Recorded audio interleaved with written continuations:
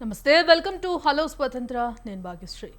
పర్యావరణం మన ప్రాణవాయువు, కానీ అదే నేడు విషతుల్యమవుతోంది. దేశ రాజధాని ఢిల్లీలో కాలుష్యం కొరలు చాచి ప్రజల ఊపిరిని ఉక్కిరిబిక్కిరి చేస్తోంది. రేపు మన హైదరాబాద్, అమరావతి నగరాల పరిస్థితి కూడా ఇలాగే ఉండబోతోందా? మారుతున్న జీవన శైలి, విచ్చలవిడి కాలుష్యం మనిషి సగటు ఆయుష్ను హరించి వేస్తున్నాయి. ఈ నేపథ్యంలో పర్యావరణ పరిరక్షణకు మనం చేయాల్సిందేమిటి? ప్రభుత్వం తీసుకోవాల్సిన కఠిన నిర్ణయాలు ఏంటి? దీనిపై చర్చించేందుకు ఈరోజు మనతో పాటు పర్యావరణ శాస్త్రవేత్త సుందర్ గారు సిద్ధంగా ఉన్నారు. సుందర్ గారు నమస్తే అండి. నమస్తే అండి. సార్, ఇక కాలుష్య కొరల్లో భూగోళం, అటు మన తెలుగు రాష్ట్రాల పరిస్థితి ఏంటి అనే అంశంపై ఇవాళ మనం చర్చిస్తున్నాం. మరి ఆ ఢిల్లీలో రోజు రోజుకు కూడా గాలి నాణ్యత పూర్తిగా పడిపోతున్న ఆ పరిస్థితి చూస్తున్నాం. దీనికి ప్రధాన కారణాలు ఏంటి? ఇదే పరిస్థితి మన తెలుగు రాష్ట్రాల్లో అలాంటి ప్రమాదం ఉండబోతుంది అనుకోవచ్చా? ఖచ్చితంగా అండి. మనం అంటే గత ఒక 20 సంవత్సరాల నుంచి కనుక ఎగ్జాంపుల్ తీసుకున్నట్లయితే సంవత్సరం వాహన వినియోగం పెరిగిపోతా ఉంది. అంటే వాహనదారుల యొక్క సంఖ్య పెరిగిపోతా ఉంది. వాహనదారులు ఎలా అయితే పెరిగిపోతా ఉన్నారో ఆ usage of petrol, Faasil fuel యొక్క పెట్రోల్ కూడా యూసేజ్ పెరుగుతా ఉంది. ప్రతి కిలో లీటర్ అంటే 1 లీటర్ పెట్రోలియం మనం గాలితో కలిసి కనుక ఛేదన శక్తి మండాలి అంటే సుమారు ప్రతి లీటరు 20,000 లీటర్ల గాలిలో ఉండే ఆక్సిజన్ తీసుకుంటుంది 1 లీటర్ పెట్రోల్. ఇది సామాన్యులకి ఎవరికి తెలియని విధానం ఇది ఇప్పుడు. సో ఈ 20,000 లీటర్ల గాలి కూడా పెట్రోల్ తో కలిసి ఛేదన శక్తితోటి మండడం చేత ఈ మండిన తర్వాత కార్బన్ డయాక్సైడ్, మోనాక్సైడ్, సాక్స్, నాక్స్ ఇలాంటి మెటీరియల్స్ అన్ని, పాయిజన్ మెటీరియల్స్ అన్ని కూడా రిలీజ్ అవుతాయి. ఇది టాక్సినైజ్డ్ గ్యాసెస్ అంటారు వీటిని. సో ఇవన్నీ పెరిగిపోవటం వల్ల ఏమవుతుంది? కాలుష్యం అవుతా ఉంది. అంటే 1 లీటర్ పెట్రోల్ మనకి సుమారు 20,000 లీటర్ల గాలిని కాలుష్యం చేసింది. ఇది డైరెక్ట్ గా ఉన్న ఆన్సర్ ఇక్కడ. సో 20,000 లీటర్ల గాలి ambient లో ఎన్ని లక్షల కోట్ల లీటర్ల గాలి ఉంది అని చెప్పడానికి మన దగ్గర కొలమానం అయితే లేదు. కానీ ఈ ఎయిర్ అనేది కొన్ని సంవత్సరాల నుంచి, అంటే మనకి ఆటోమొబైల్, లేకపోతే ఇంజనీరింగ్ వ్యవస్థ, లేకపోతే ఏవియేషను, నావియేషను, ఎక్కడ మనకి ఫాజిల్ ఫ్యూయల్, కోలు, లేకపోతే మీథేను, ఇథనాల్ ఇలాంటి మెటీరియల్స్ ఏ అయితే మనకి వాడబడతా ఉన్నాయో, మండే ఇంధనాలన్నీ కూడా, ఇవన్నీ కూడా ఈ ఉత్ప్రేరకాల గ్యాసెస్ అన్నీ కూడా ఉద్గారాల రూపంలో, కాలుష్య ఉద్గారాల రూపంలో గాలిలో కలిసిపోతా ఉన్నాయి.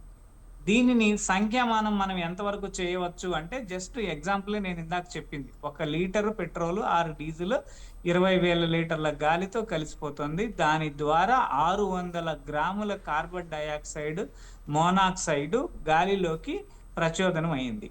సో గాలిలోకి ఎప్పుడైతే వచ్చిందో అదంతా కూడా టాక్సినైజ్డ్ గ్యాసెస్ రూపంలోకి వెళ్ళిపోయి, ఆ టాక్సినైజ్డ్ గ్యాసెస్ అన్ని కూడా మనం ambient లోకి చేరిపోతాయి. ఈ ambient లో అంటే ఢిల్లీలో ఇప్పుడు ప్రస్తుతం పరిస్థితి ఎలా ఉంది అంటే, ఆ గాలి పీలిస్తే కాలుష్యం, ఆ నీరు తాగితే కాలుష్యం. అంటే గాలితో ఉన్న మెటీరియల్ నీళ్ళలో కూడా వచ్చేస్తుంది. ఆ మట్టిలో ఏదైనా ఒక మొక్క రావాలన్నా కానీ ఆ కాలుష్య కోరల్లో నుంచి రాలేదు. ఒకవేళ ఏదైనా వచ్చినా, కొద్దిపాటి పంటనిచ్చినా అది కూడా కాలుష్యం. Not only Delhi, metropolitan cities లో, మనం అన్ని సిటీస్ లో కూడా ఈ పరిధిని మనం చూస్తూనే ఉన్నాం. ఈ పరిధి మనకి ఎంత సాధారణంగా పెరిగిపోయింది అంటే, ఇవాళ ఢిల్లీలో ఆల్మోస్ట్ ఆల్ 2.5-3 కోట్ల మంది జనాభా ఉంటే సుమారు 1,40,00,000 నుంచి 1,60,00,000 వాహనాలు ఉన్నాయి అనేది ప్రభుత్వమే అంచనా వేసి చెప్తా ఉంది. దీంట్లో ఎక్స్పైరీ డేట్ వచ్చిన వాహనాలు కొన్ని ఉన్నాయి. దీంట్లో ఇంకా పాతకాలం నుంచి ఇంకా తిరుగుతున్న వాహనాలు ఉన్నాయి. ఇలాగ ఎన్నో పరిధుల వల్ల ఈ వాహన కాలుష్యం అనేది చాలా ప్రాణాంతకమైన పరిస్థితి వచ్చింది.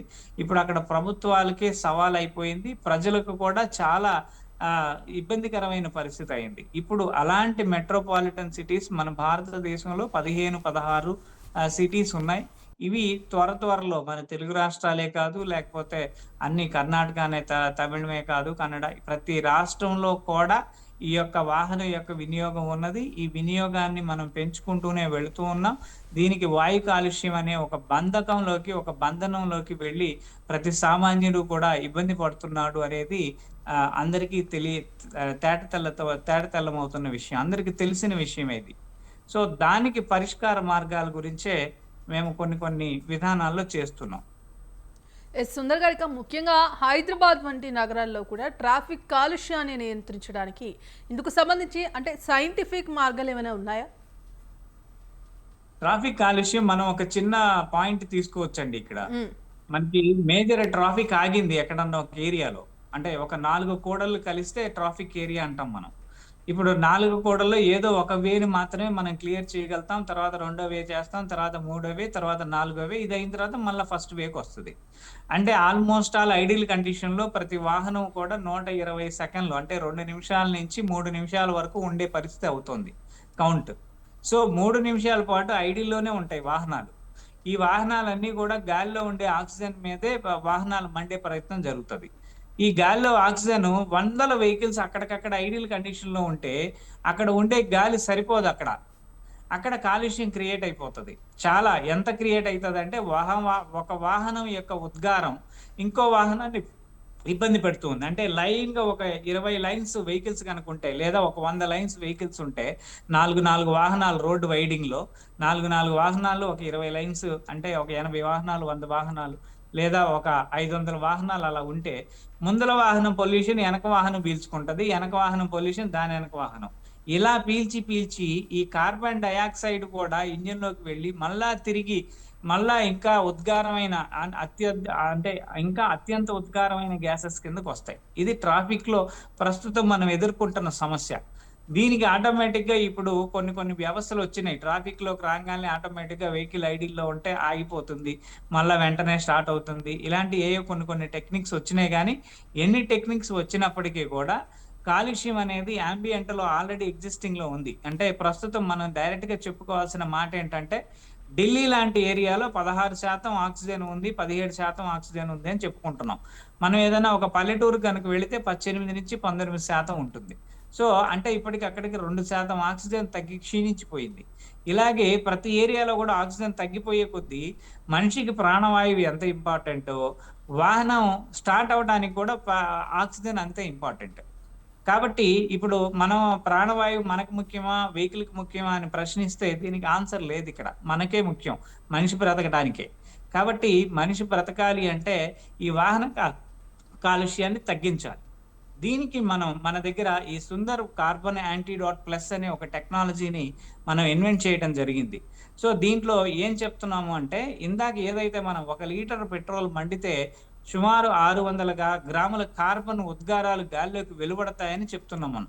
అంటే ఇది నేను చెప్తున్నది కాదు. వాస్తవంగా ఏఆర్ఐ అంటే ఆటోమోటివ్ రీసెర్చ్ అసోసియేషన్ ఇండియా వాళ్ళే వెల్లడిస్తున్న మాట ఇది. సో, దీంట్లో ఈ 600 గ్రాముల ఉద్గారం ఏదైతే ఉన్నదో దానిని మనం ఏదైనా తగ్గించగలుగుతామా? అంటే ఖచ్చితంగా అవకాశమే లేదు. ఇప్పుడు మేము ఈ antidote plus carbon antidote plus అనే ఒక మెటీరియల్‌ని వెహికల్ గనక చేసినట్లయితే దీంట్లో ఉండే నానో టెక్నాలజీ తోటి గాలిలో ఉండే ఆక్సిజన్ పరమాణువులు, తర్వాత ఈ పెట్రోకెమికల్ అణువులు ఈ 2 కలగలిపి ఒక హై సింథసైజెస్ మెటీరియల్‌గా ప్రొడ్యూస్ అయిపోయి మోర్ ఆక్సిజన్ ఫండమెంటల్‌గా బర్న్ అవుతుంది. అంటే పెట్రోల్ ఉద్గారాలు తగ్గిపోతాయి. ఆక్సిజన్ క్లియర్‌గా బర్న్ అయిపోతా ఉంది. 85-90% పొల్యూషన్‌ని మనం తగ్గించే అవకాశం, పరిస్థితులు మెరుగవుతాయి. అంటే ఇందాక చెప్పిన 600 గ్రాముల కాలుష్యంలో ఇప్పుడు దాదాపు 80% తగ్గింది అంటే 480, 500 గ్రాముల కాలుష్యం ప్రతి లీటర్‌కి మనం తగ్గించొచ్చు. ఓకే. అంటే 1 లీటర్ పెట్రోలు 600 గ్రాములు ప్రొడ్యూస్ చేసే ప్లేస్‌లో 100 గ్రాములు మాత్రమే ప్రొడ్యూస్ చేస్తది. అంటే 80% పొల్యూషన్ తగ్గిపోతది. ఇలా నేను ఒక వాహనానికి లేకపోతే 1 లీటర్ పెట్రోల్‌కి ఇంత కాలుష్యాన్ని మనం తగ్గించుకోగలిగితే రాగల కాలంలో భవిష్యత్ పరిమాణం ఏదైతే మనకిప్పుడు 20 సంవత్సరాల నుంచి ఢిల్లీ కాలుష్యం గురించి వింటూనే ఉన్నాం. మనం ఢిల్లీ కాలుష్యం వింటూనే కూడా ముంబై, అదర్ ప్లేసెస్ ఎక్కడెక్కడో చాలా ప్లేసెస్ అన్నీ కూడా మనకి ఇంకా కాలుష్య కోరల్లోకి చిక్కుకుపోతూనే ఉన్నాయి. సో, ఇలా ఈ డెన్సిటీ పెరిగిపోతానే ఉంది గానీ తగ్గే పరిస్థితి అయితే లేదు.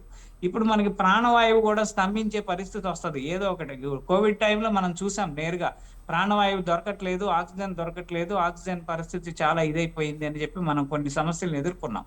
అంటే అప్పుడు వాహనాలు స్తంభించినప్పటికీ మనకు ప్రాణవాయువు సరిపోలే.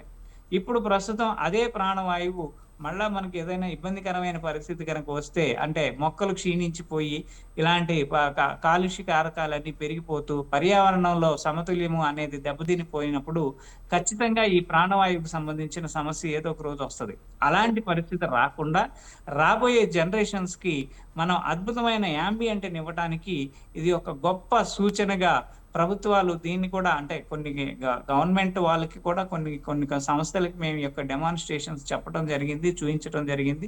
సుమారు 7, 8 సంవత్సరాల నుంచి ప్రభుత్వాలతో అనుసంధానంగా మేకింగ్ చేసే ప్రయత్నం కూడా చేస్తూనే ఉన్నాం వీటికి. ఎస్ సుందర్ గారిక ముఖ్యంగా అంటే అభివృద్ధి పేర్లతో చెట్లు నరికివేస్తున్నారు. మరి దీనివల్ల భవిష్యత్తులో మన వాతావరణంలో వచ్చే మార్పులు ఎలా ఉంటాయంటారు? అమ్మా, ఇప్పుడు వాతావరణంలో మనం చెట్లు నరికేసే సంఖ్య ఇది చెప్పరాని విధంగా ఉంది. హ్మ్. అంటే మీకు ఈ మాటను నేను అనౌన్స్ చేయటానికి కూడా చాలా బాధగా ఫీల్ అవుతున్నాను. నాకు నేనే ఫీల్ అవుతున్నాను ఒక ఇన్వెంటర్‌గా. బికాజ్ ఆఫ్ రీజన్ ఏంటి అంటే, ఇప్పుడు ఒక మనిషికి ప్రాణవాయువు కావాలి. హ్మ్. అంటే సుమారు ఎంత కావాలయ్యా అంటే, ఒక గంటకి లేదా ఒక రోజుకి 20,000 లీటర్ల ప్రాణవాయువు కావాలి మనిషికి. 20,000 లీటర్ల ప్రాణవాయువు మనకు ఆక్సిజన్ కావాల్సొచ్చిన పరిధిలో, ఇప్పుడు ప్రస్తుతం మనకి చాలా ఆ ప్రాణవాయువు కూడా అందని పరిస్థితి. ఈ ప్రాణవాయువు అంతా ఎక్కడి నుంచి మనకు లభ్యమవుతా ఉంది అంటే, ఫోటోసింథసిస్ ద్వారా చెట్ల చెట్ల నుంచి మనకి 60% ప్రాణవాయువు లభ్యమవుతా ఉంది. తతిమాదంతా 40% కూడా యాంబియంట్‌లో అట్మాస్ఫియర్ అంటే వాటర్ ఎవాపరేషన్ ద్వారా, సముద్రం మీద నీటి ఆవిరి ద్వారా, ఇలాంటి ఎన్నో హైడ్రాలిసిస్ కొన్ని కొన్ని ప్రాసెసెస్ ద్వారా ఆటోమేటిక్‌గా మనకి ప్రాణవాయువు దొరుకుతా ఉంది. మేజర్‌గా ఫోటోసింథసిసే. అంటే మొక్క కిరణజన్య సంయోగ క్రియను చేసుకుంటూ, మొక్క తన యొక్క వైవిధ్యాన్ని చాటి చెప్పుకుంటూ, అది ఎదుగుతూ మనకి కార్బన్ డయాక్సైడ్‌ని తీసుకొని ప్రాణవాయువుని అందించే ఒక జీవన ధార, మనకి అనంత జీవన ధార ఈ మొక్కని మనం ఎప్పుడో మనం గ్రహించడం జరిగింది. మన పెద్దలు కూడా గుర్తించడం జరిగింది. కట్ చేస్తే ఇప్పుడు ప్రస్తుతం మనం రియల్ ఎస్టేట్ పేరుతోటి కొంత, అనేక అభివృద్ధి పేర్లతోటి కొంత, సామాన్యులకి అందుబాటులో లేని పరిధిలో భూమిని కూడా రేట్లు పెరిగే పరిస్థితి ఇంకొక విధానం. వీటన్నిటిని పక్కన పెడితే ఈ అభివృద్ధి పేరుతోటి మొక్కల యొక్క నాశనం జరిగింది. ఇందాక నేను చెప్పాను 2,000 లీటర్ల ఆక్సిజన్ కావాలి అని. 20,000 లీటర్ల ఆక్సిజన్. 20,000 లీటర్ల ఆక్సిజన్ 24 గంటలు అంటే గంటకి 1000 లీటర్లు. గంటకి 1000 లీటర్లు మనకు ఆక్సిజన్ రేషియో మనకు రావాలి అంటే, 7-800 లీటర్ల ఆక్సిజన్ మనకు రావాలి అంటే ఎక్కడి నుంచి వస్తది? అంటే సుమారు ఒక 3,600 మొక్కలు గనక ఉంటే, ఒక మనిషికి సంయుక్తంగా ప్రాణవాయువుని అందించేదానికి ఈ ప్రకృతే ఉపక్రమిస్తుంది. ప్రకృతే మనకి ఒక అందమైన విధానంలో మనకు అందిస్తూ ఉంది. ఇప్పుడు ప్రస్తుతం ఈ 3,600 మొక్కల ప్లేస్‌లో సగటు మనిషికి మన భారతదేశంలో యావరేజ్ 280-360 ఉన్నాయని మనకి చెప్తున్నమాట. అంటే కొన్ని గణాంకాలు చెప్తున్నాయి ఈ విషయాన్ని. అదే విధంగా అంటే 3,000 మొక్కలు, 4,000 మొక్కలు ఉండాల్సిన ప్లేస్‌లో 400 మొక్కలు కూడా లేవంటే ఆల్‌మోస్ట్ ఆల్ 90% వృక్ష జాతి అంతా కూడా అంతరించిపోతా ఉంది. భవిష్యత్తు కాలానికి ఇది ఇంకా బీటలు వాలే పరిస్థితే గానీ, ఇది ఇంకా ఆనందమైన పరిస్థితి కాదు. దీనికే గ్రీన్ ఫీల్డ్ ఏరియాని మనం పెంచుకోవాల్సిన ఆవశ్యకత ప్రతి మానవుడి మీద ఉంది. ప్రభుత్వాల మీద కూడా ఉంది ఈ విషయం. ఇది ప్రభుత్వాలు కూడా ఆలోచించి దీనికి సంబంధించినంత వరకు గ్రీన్ ఫీల్డ్ ఏరియా పెంచి, మొక్కలు నాటి, మొక్కలను సంరక్షించి చేయకపోతే, రాబోయే కాలంలో మనం మనుషుల యొక్క మనుగడే చాలా కష్టమైన, క్లిష్టమైన పరిస్థితిని మనం కొన్ని ఎగ్జాంపుల్స్‌లో చూసాం. ఇప్పుడు కోవిడ్ అనే ఒక ఎగ్జాంపుల్. ఇంకా పరిస్థితి ఇంకా ఎక్కువగా ఉధృతమైతే అనేక సందర్భాల్లో ఇక్కడ మనిషి యొక్క మనుగడే కష్టమైతుందనేది మనకు అర్థమవుతుంది. సుందర్ గారిక ముఖ్యంగా కాలుష్యం వల్ల మనిషి జీవితకాలం తగ్గిపోతుంది అని చెప్తున్నారు. మరి దీనికి సంబంధించి అంటే ఇప్పుడు ఏదైతే ప్రభుత్వం చేస్తుంది హరితహారం, గ్రీన్ ప్రోగ్రామ్సే ఇవి మాత్రమే సరిపోతాయా? లేకపోతే ఇంకా అదనంగా ఇంకేమైనా చేస్తే ఈ పొల్యూషన్ కంట్రోల్ చేసే అవకాశం ఉందంటారా? కాలుష్యం మనకి ఎంతవరకు తగ్గుతుంది? ఎంతవరకు సరిపోతుంది?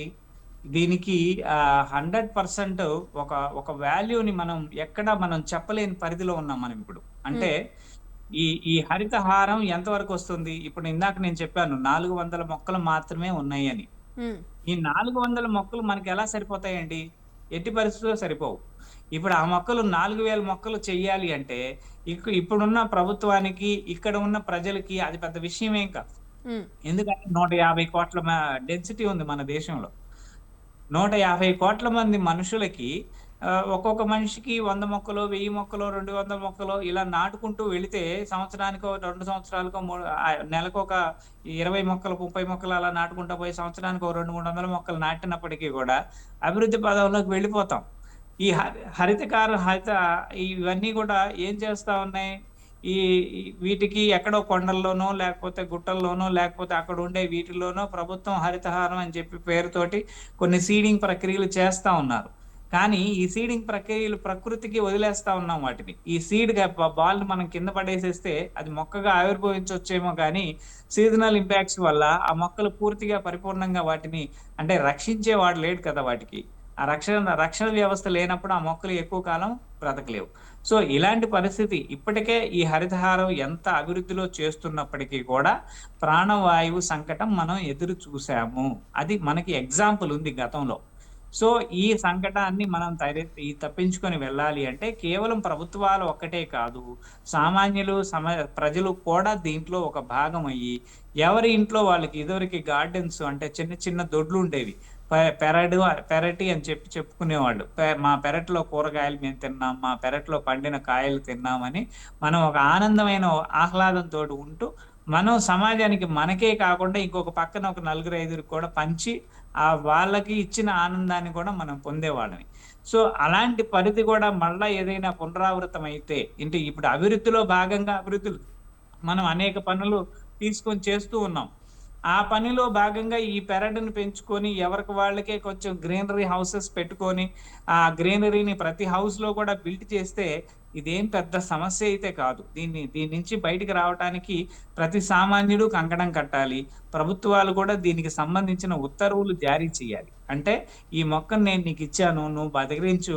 ఈ మొక్క నుంచి వచ్చే ఫలాలు నువ్వు ఎంజాయ్ చెయ్యి ప్రభుత్వమే దీనికి ఒక పర్టిక్యులర్ పాలిసీ మేకింగ్ గనక చేసి, ఇలాంటి పరిధులను మనం ఏదైనా సమాజానికి ఎంకరేజ్ చేయగలిగితే ఖచ్చితంగా ఈ కాలుష్య కోరల్లో నుంచి మనం బయటపడే అవకాశాలున్నాయి.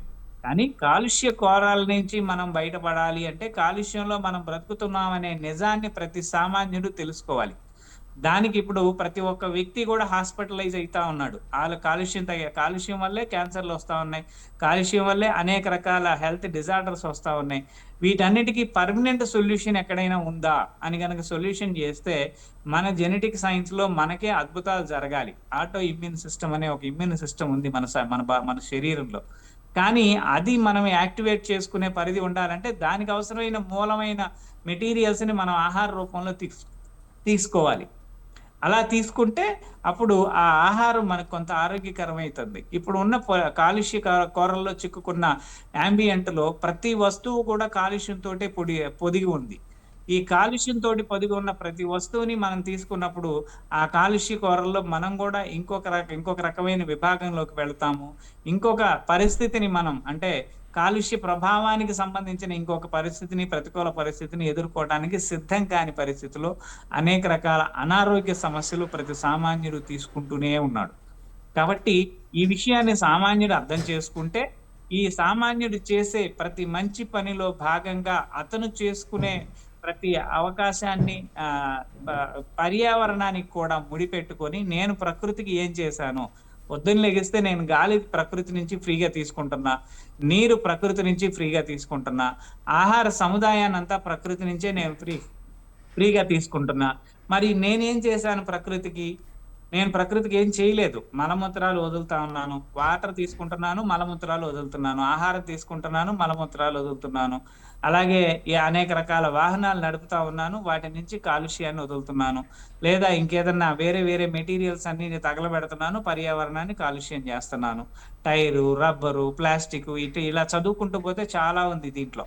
సో, ఇలాంటి ప్రయత్నాలన్నీ కూడా మనం కోరలకి ఇంకా పెంచే ప్రయత్నము, కాలుష్యానికి మనం ఇంకా ఆపోసన చేసే పరిధి చేస్తున్నాంలే గాని దాన్ని తగ్గించే ప్రయత్నం అయితే ఎక్కడా ఎవ్వరు చేయటం లేదు. రైట్. దీని మీద ప్రభుత్వం కూడా ఒక సమగ్రమైన విచారణ చేసి దీనికి సంబంధించిన నిర్ణయాలు తీసుకొని ఎన్నో పథకాలని ఫలితాలని సమాజానికి అందించే ప్లేస్లో ఈ కాలుష్యాన్ని నియంత్రణ కూడా ఒక పద్ధతిగా కనుక తీసుకున్నట్లయితే సమాజానికి అభివృద్ధి పదంలోకి తీసుకెళ్లడంలో ఎవరి పాత్ర వాళ్ళు పోషిస్తారు. అప్పుడు అందరికీ కూడా అది సమాజానికి ఉపయోగదాయకం అవుతుందని నా ఉద్దేశం. సార్, ఇక కాలుష్యానికి సంబంధించి అలాగే కాలుష్యంలో వచ్చే మార్పుల గురించి అలాగే సైంటిఫిక్ రీజన్స్ గురించి చాలా బ్రీఫ్గా ఎక్స్ప్లెయిన్ చేసినందుకు ధన్యవాదాలు సార్. ఇక చూసారు కదా, ఇది ఇవాల్టి హలో స్వతంత్ర. కీప్ వాచింగ్ స్వతంత్ర.